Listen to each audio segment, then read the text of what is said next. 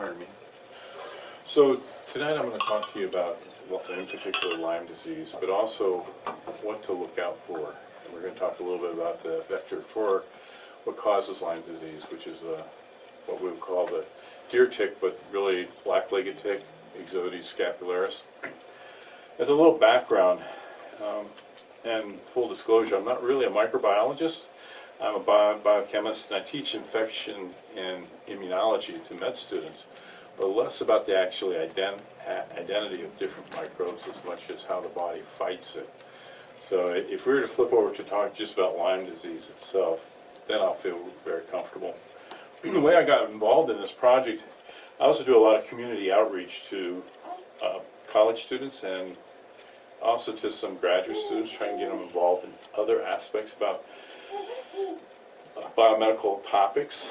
And this turned out to be a very popular one with the undergraduates because I'll show you some pictures further into the slide where we take them out into the field to capture the deer ticks so that we can assay it. And so the whole purpose of this talk, well, really two purposes. I want to make sure everybody's aware of the dangers of Lyme disease and what to look out for with the deer tick, but also that if you happen to come across any and you can think about it, I want you to drop them in a little baggie and mail them to me. I really love to have all these fan mail envelopes show up with lots of ticks in it. I've had them come in with like 30 ticks in them at a show. You open it up, and we have the students that actually go in and we go and look for the actual bacteria that causes Lyme disease in these ticks. Wow. So we call this the Ixodes Outreach Project. I can't remember if that's actually my finger. It sort of looks like my finger, but just to give you an idea of the size of a deer tick. And we'll push on. I'm going to cover a couple of topics. In particular, what is Lyme disease, some things about the diagnosis and pathology, and then the host. How does this tick-borne disease get to us? Where do you find it out in the environment, and how does it actually get into our bloodstream? So, Lyme disease is an inflammatory process, and it's delivered by the black-legged tick. It delivers a bacterium, a spirochete called Borrelia Bacteria. This particular bacteria was at first identified, I'd say around 1978, 1980. It's been around in the human population since time immemorial. In fact, there's been identification in this mummified hunter in the Swiss Alps.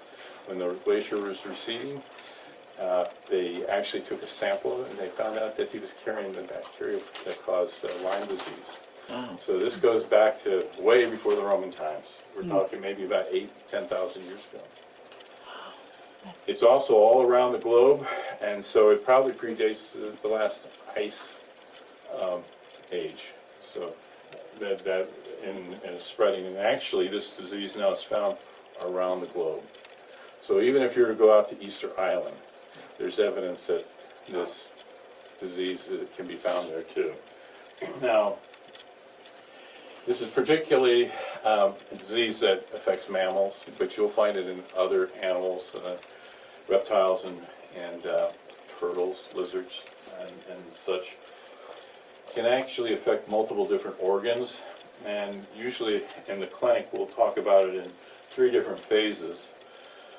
The first one, and I'll show plenty of pictures of this, but I just want to tell you beforehand, and I'll remind you again later, there's an acute phase when you first get bit, kind of like with a flu virus. It takes a couple days before you really feel it. Then you'll feel really sick, like flu fever. Some people, they'll recover spontaneously, others need to go in for antibiotics, and then the real problem can happen. And that's why I'm going to be jumping up and down and talking about the dangers. Is when it actually disseminates and spreads throughout the entire body. And then also another condition that's often referred to as persistent or antibiotic-resistant Lyme disease. Now, it is a public concern, and it appears to be spreading. Some of this spreading, we're not sure if it's really just the surveillance. We're actually actively looking for it now. But you can see just the incidence of where they find cases of the tick carrying the Borrelia, the sampling. Really, the very first time it was identified was in this area, along the Sound there. There was a Lyme, Connecticut. There was an outbreak of juvenile arthritis. A group of young people came down with it, and through some detective work, they were able to pinpoint that this actually was something very akin to a relapsing fever that was found in Europe. And that was part of their initial detective work. And they knew what to start looking for with this spirochete. They were able to identify that the bacteria that caused it. We've now got a really good assay for it, using polymerase chain reaction. And we can go and detect it. Now in the United States, there's two bullseye areas that you have to really worry about it.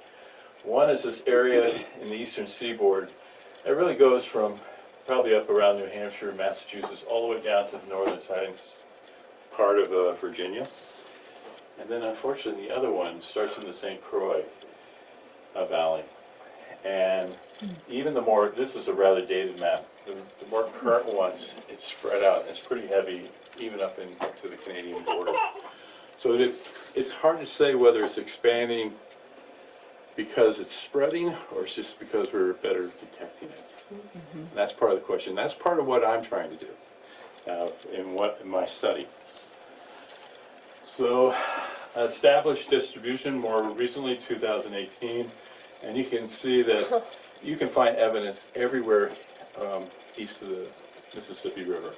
There's another variety of it that's actually found in Northern California, spread by another tick instead of Ixodes scapularis. It's the Ixodes pacifica. Not as big of a problem out there. The other part I'd like to just point out is this particular tick doesn't like arid environments. So if you notice, right along this Laurentian divide here, it kind of drops off precipitously.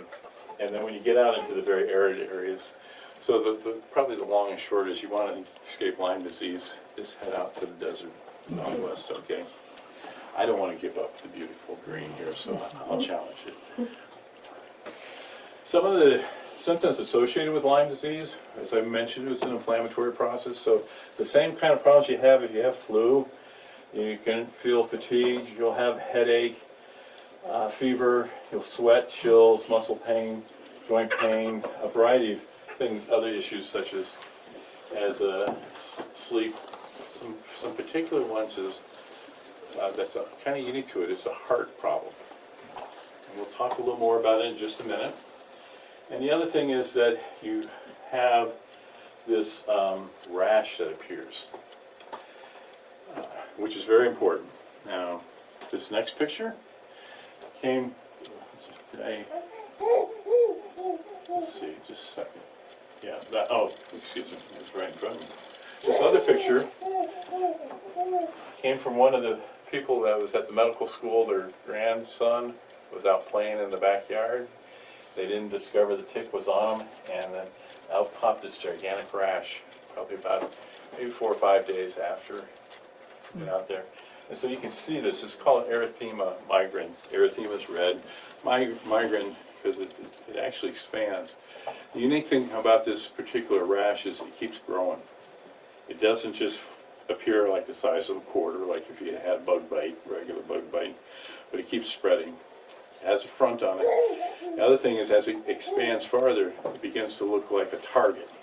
So you'll see a outer red band, kind of a whitish band, and another red band. If it's really been established, you might even see 3 bands in there. Kind of interesting, because it's almost like throwing a pebble on the water and you've seen the ripple effect. And that's how I kind of picture it, is as this bacteria is spreading through the skin. You're seeing the host of your body response to it. And you're seeing this uptick of an inflammatory response. So, the Lyme disease in particular, I just want to point out that it appears in quickly. You'll start feeling the problems within a day or two. But you want to try to avoid ever going into this chronic form. It's the long term. And this is really when we start getting into the really nasty aspects of Lyme disease, because it disseminates in different parts of the body. The heart is probably one of the first places, but also the brain. And then there's the common one that everybody thinks about is in the articulating joints. So they'll go into elbows, shoulders, knees, some to the hips. It happens to like a compound that's associated with those areas. Hyaluronic acid, I don't know if you've ever gone into the health food store to get some hyaluronic acid with chondroitin sulfate to take for your arthritis. Well, what you're trying to do is supplement or feed into those joints. Well, this particular bacteria also loves it. So it's going to go there. There's one other place in your body where you have a high amount of it, and I haven't really heard of too many cases of it. But that clear stuff in your eyeball, the vitreous humor, is just pure hyaluronic acid. So there is the chance that it could make it up into the eye. Now, quality of life. This is the big issue. What had been done in the past was a poll with people who had a variety of chronic conditions, and they just asked a variety of questions about how they judged their lifestyle, how they felt. And you look at the general population, just the baseline, about 16% of us at any one time will say, oh, we don't feel so good. And if you have asthma and pollution levels go up, some kind of environmental allergen triggers it, you're going to be wheezing a little bit, you might feel kind of bad. We get into depression, something more insidious like multiple sclerosis or diabetes, they're pretty bad. But let's get into something that's like really bad. You have congestive heart failure. You can barely get up and move around, and you're feeling pretty bad. Well, when they start asking people who've had chronic Lyme disease for a couple of years, they find that this is probably the one that people complain the most. And I actually interact with a variety of different Lyme disease support groups. I got to tell you, this is a big issue amongst the public. The people who come down with Lyme disease, and they start doing it. They try doctor shopping. They go to different kinds of health food stores. They go see nurse practitioners, and they're always trying to look for a way to get around the chronic pain and the suffering they're feeling. And when you reach that one point where it's disseminated and spread through the body, it's very hard to treat. The other problem is it's very hard to detect. And when the physician goes to look for it and they see that they cannot find any clue that you have an acute case of it and you don't respond to the antibiotic, then they automatically think that you have this problem. And that's the other thing. You know, if you're really feeling bad and you know you're not suffering from depression or anxiety, you don't want somebody to come in and say, well, you're just obviously depressed and you're here. Take an antidepressant, because it doesn't really help. So some of the symptoms, severities, I want to just jump to the most important one in terms of health concerns. We get back into these three here, in the neuropathy, the headaches, and the heart-related problems. These are the ones that people with chronic Lyme disease, they'll feel joint pains all the time, but they complain about a brain fog, kind of like with COVID. It may be the same causal problem with the type of cell that's being infected in the brain. They complain a lot about headaches. Some of the people I've seen who have come down with Lyme disease, it looks like they're like in the end stages of cancer too. Their appetite goes, they shrink down, and they're just bare bones. They can't move around. They're very lethargic. They don't feel very good. The real interesting one, you don't see this one as often as you did about 25 years ago. A friend of mine, a colleague who was a physician at St. Mary's, would talk about, like in the early 90s, you had these young people, particularly young men who come in, you know, the football player types or hockey players, and in the fall they were out hunting, and then all of a sudden they come in and they've got an erratic heartbeat and they're feeling really bad, And it was discovered that if they treated them with antibiotic, gave them a shot of penicillin, it cleared up. And so it became known as this kind of a, an antibiotic-treated heart ailment. So this bacteria not only goes to the joints where everybody thinks about it, it actually attacks the part of your heart that causes electrical conduction. Okay, so it's technically an AV block.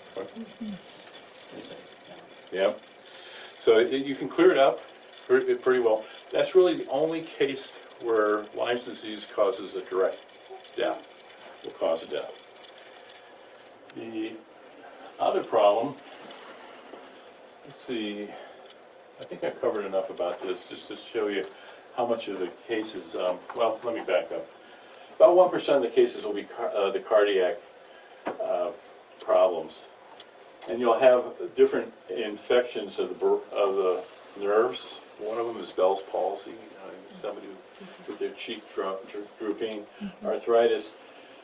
But one of the big problems, and this is why we have this talk, the only true proof positive that you have an acute stage Lyme disease is you see this rash. But only about 70% of the time do you ever spot it. And again, it's not totally known why. It could be as simple as it's on your back or on, that's why I showed you the picture of the top of the buttocks. It could be along the hairline, under the elastic bands of your underwear, so it's not places you normally look. But there's also the case that it just may not be there. And so it can be very deceptive. Am I blocking your view? I'm doing just fine, thank you. Okay. So the problem with the Lyme disease out there is a couple-fold. One is that the diagnostic tests that are known aren't very reliable. And it's actually been kind of borne out in the current COVID epidemic, is that when you do a classic, what they call a Western analysis, only about 50% of the time is it right. And it's been documented a couple times in peer-reviewed literature. So if you thought you had Lyme disease, you and your physician can break out your quarters and flip and see who's going to be right. It's about 55% right at the time. And the problem with that one is, once you've been exposed to the bacteria, you'll always have a chance of testing positive from then on. So that kind of a serological test is only good for the first time you're ever exposed. The alternative way is actually going by PCR, which polymerase chain reaction. I'm not sure if you're familiar with it, but it's where you go and you look for the genetic information that says that bacteria is there. You pull it out, and that's how we actually look for the bacteria and the ticks, by the way. But there's always inhibitors, natural inhibitors in your body fluids that also block that. So the two principal ways that you would try and impartially say that the bacteria that causes Lyme disease is there, they're flawed. So it really comes down to the physician's differential come up and he'll ask you, how are you feeling? He'll take a look, or she'll take a look at your temperature, see if you're showing any swelling in some of your lymph nodes, if you're aching your joints. But then the crucial question is going to be, where have you been walking in the last couple days? And if you had been walking out in the field that they thought, well, that's going to be the place where you have it, that's the first clue. They're going to say you probably have Lyme. The second one is if you have come in with a rash. So it's still a guessing game, all right? Part of that has led into the fact that it's very hard to get this documented. So if you go into the clinics, there isn't really an insurance coding for chronic Lyme disease. Okay, so there isn't really a tracking mechanism. They can track the symptoms. So it's been a long-standing argument that there's probably roughly about 20 to 25,000 cases of bona fide cases of Lyme disease in the country a year. But a medical sociologist went back and went through the medical records. And they asked this person asked a couple of very basic questions. Who came in reported with things such as the joint aches, fever, complain about brain fog and some mood disorder, feeling sad. And then ask the most crucial question, how many of them were treated with a penicillin or antibiotic and then cleared up? And when they matched those two data sets together, they found out that we're probably underestimating by a factor of 10. So annually, the cases of Lyme disease may not be 25,000, but more like 250, maybe even as high as 450,000. So this is considered a silent epidemic. Okay. So it is a major health issue. So basically showing the number of cases that are directly reported in Minnesota. As you can see, they're relatively low when you consider thinking about the issue, maybe about somewhere 10 to 15,000 a year. I mean 1,000 to 1,500 a year. Where would you think to worry about it? Again, it's anywhere along where it's more moist and humid, along into the St. Croix area, going all the way up into Canada. And so they're even beginning to identify significant cases up into Canada. Now, I've talked about the disease. I'm going to step now to the bacteria that causes it. So the microbiologist in Clarke, I've got some nice pictures. So this is caused by a spirochete. If you don't know what a spirochete is, you usually think of bacteria as just kind of like something that's shaped like a jelly bean. Might have some little hair things on it that make it move around. A spirochete actually is more of a ribbon. Think of a big piece of linguine. It's very thin, long, and it's perfectly shaped to be a corkscrew. So that's how I envision it gets through the tissues. It just kind of barrels its way through, and it bounces like that. Now this is a picture. What I have here are some Borrelia Bacteria. They've been genetically transformed to express a fluorescent protein called green fluorescent protein, GFP. So you can see them, they're green here. And that's just a little ball of them, basically kind of like a biofilm. And you can see just with the regular translucent light, you can see a couple of them showing that little ribbon, and they're kind of like a corkscrew. If you're watching in a movie, they'll kind of flip around, move around pretty quick. Some other, why is that image? Okay. That's a better, closer image you can see of them. So the ribbon, and then they also have this kind of like a bleb here. And that's usually a sign that they've been stressed. Cyst form. So, okay.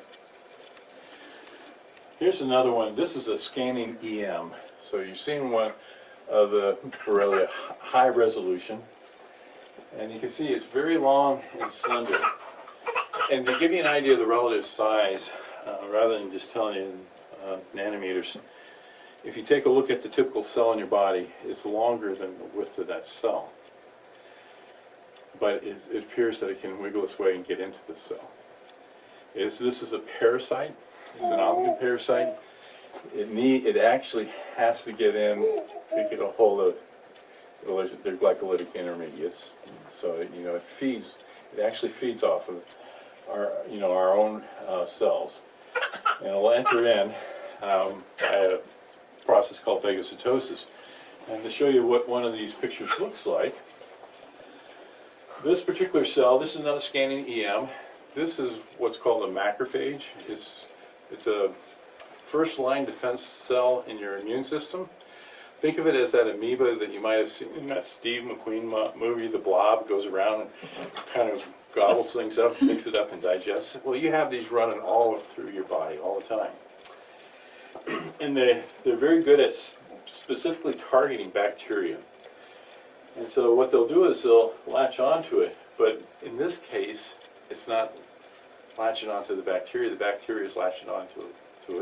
So if you think of the Steve McQueen movie, it goes up and wraps around and kind of envelops and then oozes it in. You're seeing here where it's actually touching and it's drilling its way in. So, I didn't bring the other pictures up. Maybe a little later, if we have time, I might show you a couple movie flicks off my phone. They're more relevant, recent, but it'll actually burrow its way in, and it actually looks like it goes to the nucleus, by the way. So it goes in, and it takes up what looks like it's a housekeeping. It goes in there, and I think myself, that's what I'm chasing. I think that that's the chronic stage. When it gets into a cell, it's hidden. It's got a nice safe harbor, and it can feed off of that cell for your entire life. Kind of like mycobacterium does. So how does it spread? So I'm going to talk to you a little bit about the hosts, the difference between a host and casual host, and then the vector, and a couple of more technical terms. So it's spread by a tick, and I'll show lots of nice pictures of that. But the real host is this guy. This is the field mice you've seen, Peromyscus leucopus. This is not really a true mouse. About 40 million year split in evolution between that and Mus musculus, or the mouse, or the house mouse. This bacteria seems to have adapted very well to it, and most of the mice out there carry it in their skin. This is kind of natural flora that you're going to find in the skin moving around. Survives very well. And they don't really show any signs of poor health. However, if that bacteria gets into our favorite friend here, but I don't work for the company that sells Limex, but I want to tell you, it's very lethal for dogs. And if it goes untreated and gets into their kidneys, about 30% of those dogs that actually develop chronic Lyme, they'll die from it. Dogs, horses, humans, we're all casual hosts. Where that bacteria does not normally live on us. So when we get infected, our immune system goes in hypergear, goes haywire, and that's why we feel all these diseases. That's what the Lyme disease is. So the reservoir host, and you're going to find it anywhere you find that mouse, and then the casual host, who just has to be unlucky to be bitten by a tick. And I think I've explained that. The big issue is casual hosts develop inflammation. The actual hosts, they can carry the bacteria and they don't really feel any ill effects from it, let's say. At least nothing that we can tell. Now, how it's spread between the different hosts is a live hypodermic needle. It's the best way to look at it. This is the Ixodes scapularis tick, and I want to talk to you a little bit about its life cycle, its activity, and where you might find it, and then some tips about how to avoid them and to be sure to remove the tick. So this tick has a lifestyle where it goes through a metamorphosis. It starts off as an egg, it goes into a young stage, and larva, then a nymph, and then becomes an adult. With these kinds of animals, they just feed 3 times in their life, and they make 3 changes. So when they take in a blood meal, then they go off and they go to sleep, and they wake up in the next stage. All right. Let's see. Yes, they live on average for about 2 years. And the one thing is that they're very sensitive to humidity and temperature. They love a little bit of moisture. It's easy to drown them, and it's easy to desiccate them. So, by the way, if your dog or you walk into the house and it falls off and you can't find the tick in the house anywhere, give it about 5 or 6 hours and it'll die, because it'll dry out in your house. Well, I got to be careful about saying it will, but that's been our observation, and that's pretty much, they cannot tolerate them. So this diagram is just basically highlighting that point. An egg, when it's hatched, the larvae feeds, grows. When it feeds onto the mouse, part of the blood meal, it exchanges bacteria that's in the tick and is deposited into the host, and then That host moves to another area, and then the tick at the next tick to see it, once the blood meal takes it up, and it actually spreads it. So it's spreading from host to host, but it takes that tick, the hypodermic needle, to spread it. So the typical type of scheme you would see, let's start off with the female tick. By the way, this is an engorged tick. Have you ever seen an engorged tick? Not before, I'm sure. Do you have any idea how long it takes to get engorged like that? A little fun fact. At least a week. Yes. So when you find it on your dog between the paws or in the ear, it's been hiding there for a while. It just doesn't happen in one day. All right. That is only the female before developing all the eggs. That's the only one that really gets big and engorged. All the others take in blood. We call it engorged, but they just look like they swelled a little bit. But it's really that female. That female will then lay eggs, approximately maybe 5,000 to 15,000 eggs. You ever move the grass duff and you see a bunch of little white, kind of like flakes in there? Yeah. That's a cluster of eggs. Those eggs, they'll hatch typically in the spring, somewhere close to, hopefully, though that tick didn't think about it, but where it dropped off of one host, it dropped off by luck, probably near the den or where the nest is for the permiscus. Feeds on those mammals when they emerge from in the wintertime. They feed on it. So your first chance of coming across Lyme disease is in the springtime. As soon as the snow recedes, they're out and they're ravenous. Then they have their blood meal, and then they'll kind of disappear on average. And so in June, July, and August, it's pretty dry, hot. They're hiding underneath the grass and the duff. Then in the fall, about the time people like to go out and see the color of the leaves, possibly some hunting, that's when they reemerge. And so that's the second time, the second life stage. And so after that, they'll winter down, and then they will reemerge the following winter. Each time they appear to feed on a bigger host, so they might feed on a very small rodent when they come out as the larvae. They can't crawl very far, and what best they're going to do is climb at the end of a little twig or a piece of grass, so it has to be something down low. The next time around, they're a little bit bigger, they can scurry a little faster, so they can climb a little higher. And then you get to the one that's the adult, they can get much bigger, and that's why it's often portrayed as a deer tick. But actually, I was reading some earlier literature. Apparently, these ticks don't particularly like deer. Of course. They will, but mostly they prey on small mammals. And so you will find them on dogs, you will find them on moose. But principally, it's going to be these smaller types of mammals that are going to be running through the grass. So just showing you what the different sizes look like. So this is a female that's engorged. Give you an idea of their relative size. They're very small. I mean, about the size of a poppy seed, maybe. And we'll talk a little more about it, but the different stages. You can have the adult male and female, and the nymph. This is the one that's probably the most dangerous stage of it. It's not the one that just emerged out of the egg, but it's the one that's fed the next time. Mostly because that's the most. Right. Ticks can't survive very well. Remember, they can't move very far, and they're an ambush predator. So you have to come by, and you actually have to go up to it and say, I want to feed you. You actually have to get up there and brush them. All right.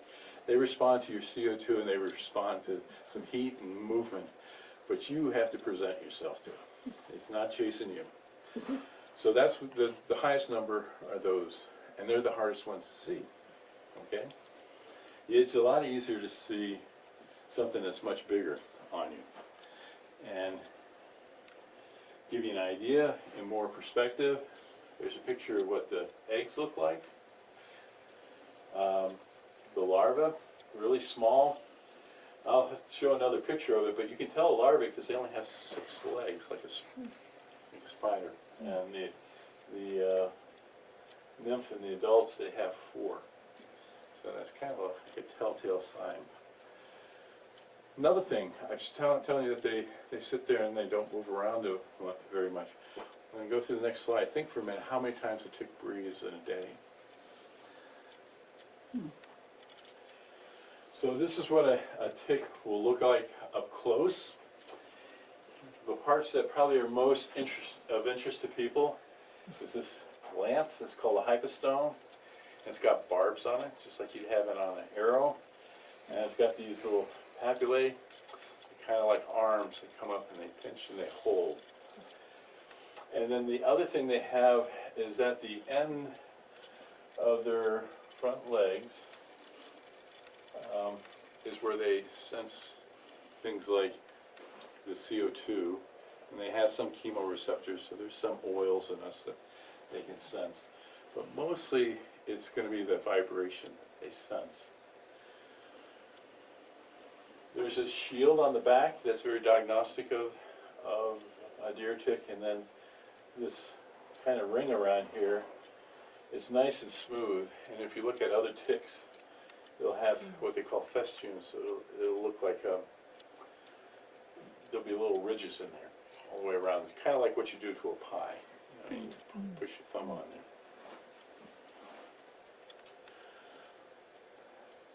Kind of a closer image of a female. You can tell the difference between a female and a male. The female's head is a little bit bigger and longer. That papillae is longer. And the male is kind of more short and round. And this is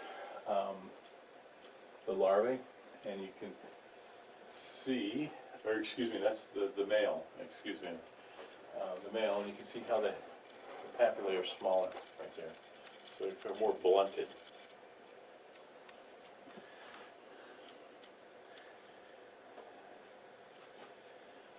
Picture of what the nymph looks like. This is the stage that they're probably going to be the most plentiful, the ones that you're most likely going to see. And then this is the one I was thinking of. This is the larvae, so you can see 1, 2, and 3 legs.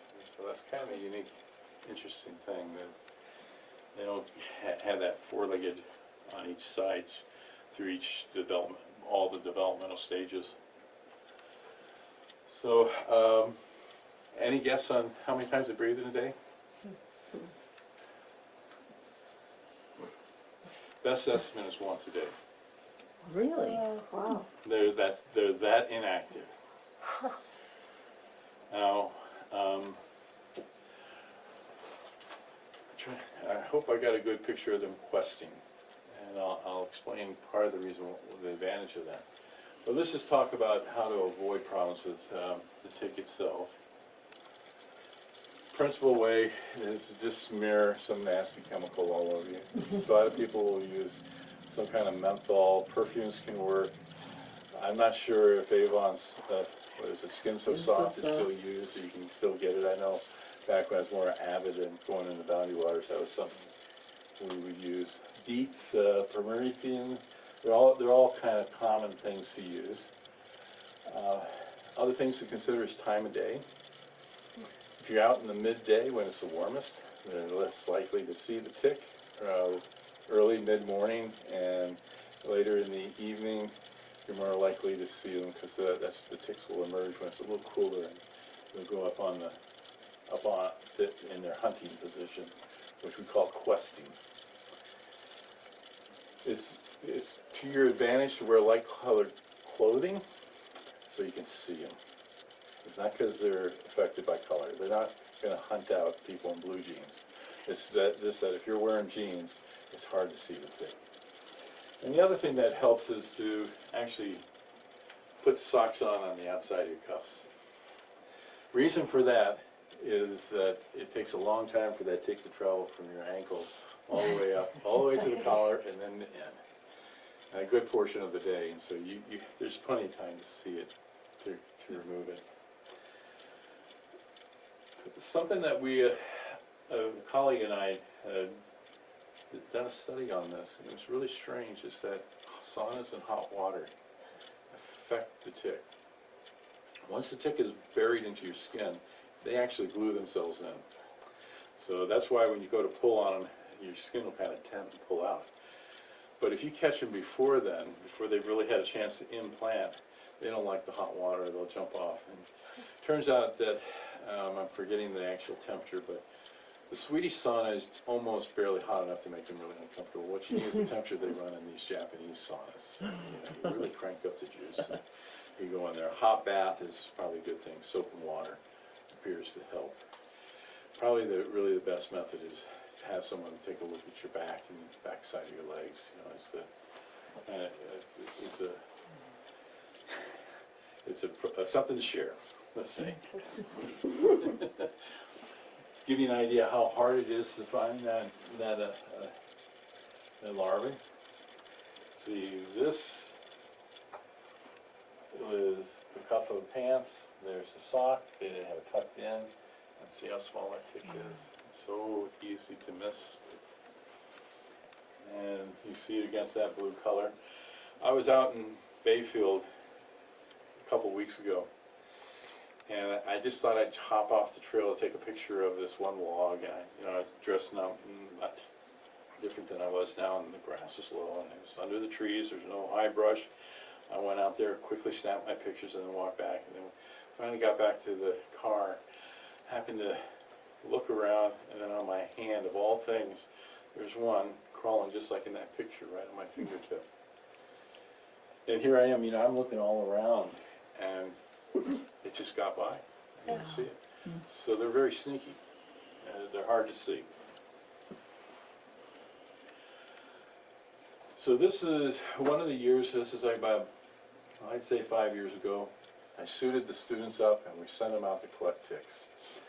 I show this is how we try to be protective, because it's a sanctioned state event. You don't want them to get sick. So we were putting them in these white suits, duct tape their legs, they're in boots, gloves on, and mosquito netting on top.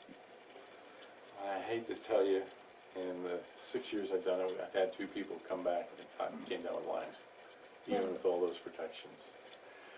So, it's out there and it's an issue. Of course, now the way we go after the ticks, we cut out a piece of cloth, it can be some kind of heavy linen, we put it on a pole, and they call it flagging. We just walk a transit and we walk back and forth just like you plow in a field, and the ticks will grab on, and so we pull the ticks off. So we're out there, and they're purposely looking for them. Unfortunately, sometimes they're the ones who get the tick. Now, how does a tick actually sense you? First thing is they're usually on the tips of the leaves. They're questing. Questing means that you've got their little legs out there. And they do that because one thing is on the tips of these legs, they've got this, what they call Haller's organ. Haller's organ is multifunctional. A little bit of feels tension, temperature, oxygen seems the major ones. But it also seems to pick up some aromatics. As you sweat, your oils break down. We have a particular odor. I just recently found out that Aedes aegypti, the mosquito that likes to spread yellow fever, almost exclusively just feeds on humans. I thought it fed on everything. They kind of adapted. They find us sweet and tasty. And these ticks have kind of adapted to mammals. Now, a little more close-up picture of where that organ is found at the tip of their leg. Now, how does the bacteria transfer to us? When they feed, a tick will actually go up and they stick that hypodermic needle basically in, and they pump in some fluid. Now, this is the gross part of the job. They pump in some things that will numb, and they'll pump in things that will cause you to bleed. So they'll prevent clotting, and they'll prevent any kind of itching at the moment, so you don't really know when they're biting. Fluids are dangerous for them. So they'll suck in the blood, but they don't want all that fluid that's in your blood. So what do? What do you do when you get a mouthful of stuff you don't want? You spit it out. And that's what they do. The way that you catch Lyme disease, you have to leave that tick in you for a while. And they actually slurp up some blood, they pull out the red blood cells, and they spit back into you. And they keep drawing it just like an oil well. Boom, boom, boom, boom, boom, boom. Now, it's in dispute right now, but there was a study that came out and said that the tick had to be in here probably about 18 to 24 hours before it could successfully transfer enough bacteria to cause disease. So usually when you come down with this, you've had the tick in you for a while. It's already becoming engorged. This bacteria thrives, now we're getting into my area, it thrives back in the hindgut. So it has to take the blood up, the blood has to get back through this primitive digestive system, turns the bacteria on, it wakes up, and then it starts spitting. And the tick has some very specialized proteins that this bacteria takes advantage of. And so there's some mutualism there. I don't know what the bacteria gives to the tick, but the tick definitely is what helps the bacteria. Okay. The only way you're going to ever get Lyme's is really the tick has to give it to you. The bacteria I have in the lab, even I suspect even if I injected you with it, you'd have it. It probably wouldn't take very long. It has to escape the complement system, and so basically what happens is the tick saliva slime coats the bacteria, gives it a raincoat that allows it enough time that it can find a cell to wiggle its way into. Okay. Got to be very effective on removing them. Not so much because of any of the issues you think of, you squeeze them and it goes back in, or you leave the head in. It's mostly because they also carry some bacteria on that head, other bacteria, and you just want to get it out so you don't get any other types of infections. And that can cause a lot of irritation too. What a tick looks like when it lays the eggs, just to give you an idea, that female. Wow. We've actually had them, we caught them with the blood engorged, and we raise them in the lab like that. When they're born immaculate, there is no bacteria in them. So they're safe at that point. And so I think this is where I had the questions, basically about the size, how many times they breathe, once a day. The big problem with it is the diagnosis, the assays. I already explained to you the assays really aren't very good. The physician's eye is the most important thing. The bacteria, or the antibiotic works about 90 to 95% of the time, so you get that shot of antibiotic. For the most part, you're safe, but there are some people who come through with, still come down with Lyme and develop persistent Lyme. And that's where a lot of the problems step up. And that, I was just going to talk a little bit about the problems of diagnosis, and I've already mentioned it, blood tests. They have about the accuracy of a George Washington quarter. The best thing is to inspect for a rash, inspect for the ticks. You see a rash, you know you've got it. There's nothing else that's really associated with that erythema migrans. If you don't have the rash, but you still feel like that, I'd still get in to see the physician, tell him where you've been, and then try and see if you can get the antibiotic treatment. The CDC pushes this two-tier test, but unfortunately it's like take one bad test, use the same principle of that bad test and apply it the second time. So if you got a dirty magnifying lens and then you're looking through your dirty glasses, you still don't see anything, all right? Two optical methods, dirt in the way, you don't see anything. So I'm not a big advocate. That's part of what I'm trying to do is find a molecular technique to look for it. When they go do a Western, they're trying to look at all these different kinds of antibodies that pop up, and there's a whole variety of them, and it's just a guessing game. Do you get 13 to 15 of them, or 12, or 20? They always have some number. That's where some of the problems with the accurate diagnosis comes in. Is it's very hard to interpret. The treatments, they're antibiotics, amoxicillin, doxycycline. We can get into some other penicillin-like antibiotics. They're all going to have similar types of success for you. Treatment of symptoms. This is when somebody has chronic pain. You can do it with anti-inflammatory things, opiates, antidepressants, diclofenac. The cream that is now becoming very popular, Voltaren. That sometimes can help. any information, you just have to go to the CDC. They actually have a really spectacular good data source. They're same way with the Minnesota Health Department. They're very good. Lots of great information. And it's not, I'm not trying to damn the medical community for the assays. It's just the tools just have evolved to being that precise and accurate. You can go to this Medline Plus, beautiful. In fact, this talk was originally funded by the National Library of Medicine to push this into libraries. This is living beyond the lifespan of that project.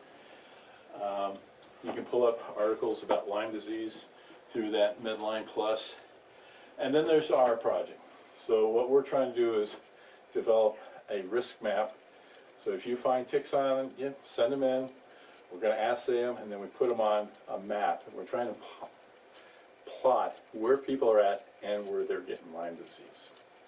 Okay, so it's like giving you an idea of where you should go, where you should avoid.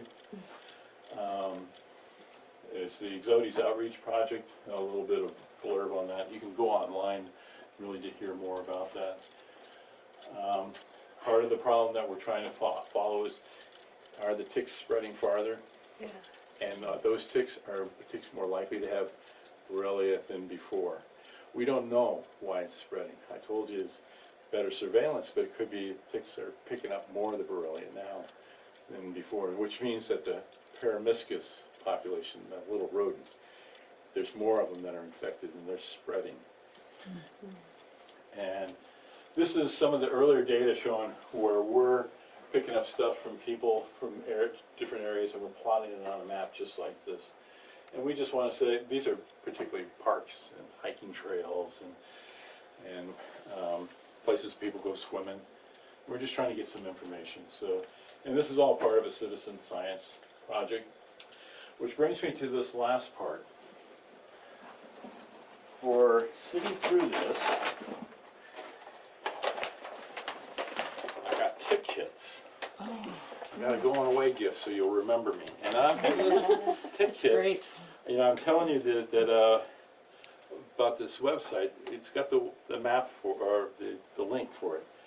And so, if you pass that around, and I'll explain what's in the kit. I don't know.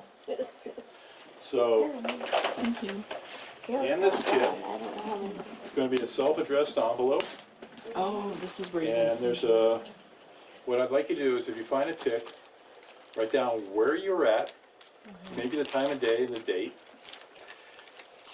If it happens to be like foggy or rainy and you think about it, please add that, because that's all interesting information to us. We got these little cards, one put out by the National Library of Medicine telling you about tick bites and Lyme disease, and then one that we fashioned for the Severities Outreach Project. Okay? And then the other thing, which is probably thanks to the National Institutes of Health, I don't know if you've been out to the store to buy one of these, but we have a tick key so that you can effectively remove the tick. If you go in there, I think they're running about $5 or $7 a piece. Wow. So, you know, basically the way it works is that little fluted edge, you pull it, put it under the tick and you pull it out. So instead of using the tweezers, this will pull out from under it. And the reason why I'm giving it to you, I'm selling my institution, right? University of Minnesota. Yeah. And so when you see that tick, you think, oh, I want to make sure I help further the science on Lyme disease, pop that tick off and send it to me. However, I got a big caveat, I'm not an MD. I do not have a licensure to diagnose for Lyme disease. I may tell you if your tick had Borrelia in there or not, but absolutely do not use that as a diagnosis for whether you have it. Only the physician can do that, and only if you go in there presenting the symptoms, and only the physician can give you the antibiotic or the nurse practitioner. So, and so I'll leave you at that. I think I got it in at 60 minutes. Yeah. Probably not enough for questions, but do you guys, do you have any? I have a quick question. If Yeah. people have been diagnosed and treated for Lyme's disease, but they still, they maybe feel like they have symptoms, is it possible, like even a year or two later, that you can go in and be diagnosed? I mean, can they That's pick it the up problem, later? that's the problem with the assays, okay? Okay, that's what I was wondering about. Once you've been, I'm gonna use this word, it's not correct medical term, but once you've been corrupted Yeah, and exposed to Right. the Borrelia, you'll always show symptoms or signs that your immune system will recognize it. They're looking for those antibodies. right, And you'd have to go out maybe 2 or 3 decades before those antibody levels drop down so low that it's like you're naive or never seen the bacterium. so I remember when you said that in the lecture, but you're saying that it will still test positive? Yeah, so okay. once you've been bitten, they can't, so some of the unknown questions, can you be reinfected? Ah, So that's where it gets into the problem, when somebody has Lyme disease persistent, they're complaining about the pain, and you don't know if they have depression, or they went back out in the field, they got bit again, and Yeah. they came back and they've Got got it. a robust case of it again. got it. So there's this ambiguity. The only place where you can really tell for sure is you've never been exposed, you don't have it, and then you get it. There's a clean demarcation there. Any other time, it's like, yeah, and I'll tell you, when you talk to, does anyone here have Lyme? Yeah. I've had it. When you talk to somebody who's had it, and then they try to talk to their physician about it, if they have recurring symptoms, and a good portion of the medical community, let's just say they're not supportive, is probably the right way to say it. No, they don't even want Okay. to talk about it because it's What? they don't usually want to talk about it. It's so controversial that they just don't really want to go there or say one way or the other. Mhm. So It's They don't because we experience can't it, yeah. show the bacteria is there. The best way would be if you could culture it, you know, like you could take a sample of blood. But the thing is, remember I told you it was a parasite, it had to have these basic ingredients to survive. They're not gonna find it in the blood. So I don't know why the pathologist thinks they're gonna see it floating around in your circulation. As soon as it has a chance, it's gonna find a place where it can get into the cell, and it's like a soda straw, it's gonna Yeah. start slurping inside that cell. And why do you feel the inflammation afterwards? The only thing I can draw upon is like if you take tuberculosis, mycobacterium infections, the same thing. You go through periods of recurring, you feel real sick, and then you recover, and then it bounces back. And it could be something like that. You know, the bacteria grows inside the cell, breaks loose, the immune system sees it again, tries to fight it, and then it goes through a cycle. An interesting study I saw, or I read, doing a mouse model, they took the bacteria and they injected it in the foot pad. And it was a fluorescent labeled bacterium, and they could put it on this machine that could look translucent, but infrared colors are translucent to your body, so it's a fluorescent compound that's in the far red. And they could see the bacteria moving through the system, and they could measure the mouse's response. Remember, I told you that they don't really get sick, but they'll show some other telltale signs when that bacteria is loose in the blood. And so, the foot pad, then it went to the popper tube, lymph node in the back. That's the one that swells up when you twist your knee. And then they see a ball of the red stuff there. And then a little while later, you know, everything clears out and it's all localized there. Then next thing it moves into the groin area, and then it spreads out. And you can almost envision that like what's happening for a human. You get bit in the arm or the back, and you've seen it spreading, the dissemination, and then it finds a new place to hide. And there's the question: does the antibiotic get into these cells? You know, a cell is a nice balloon, and that antibiotic doesn't necessarily get in there to where that bacterium is at. And it's only going to be effective while it's in circulation. There's a lot of weird questions in there that it's easy to say, no, it isn't that, and it's very difficult to try and prove if it is, and so that's why there's that controversy. Yeah. I'm surprised no one asked about the Lyme's vaccine. Oh, Did I plant the question for you? yeah, is there a, Yeah, it seems to work very well in our canine and feline companions, right? right? I know of at least 2 people that have had vaccinations for their dogs, and their dogs got it anyway. Yeah. So, Yeah.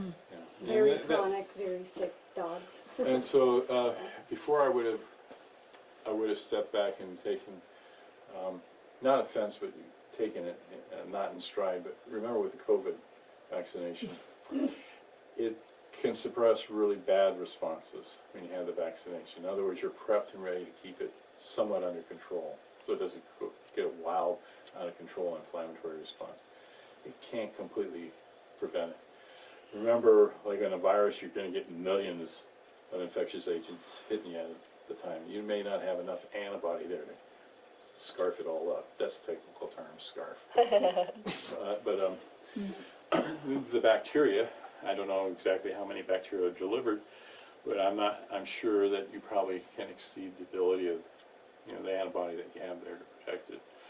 So you're going to have a certain percentage of the population will go on to disease, other genetic factors.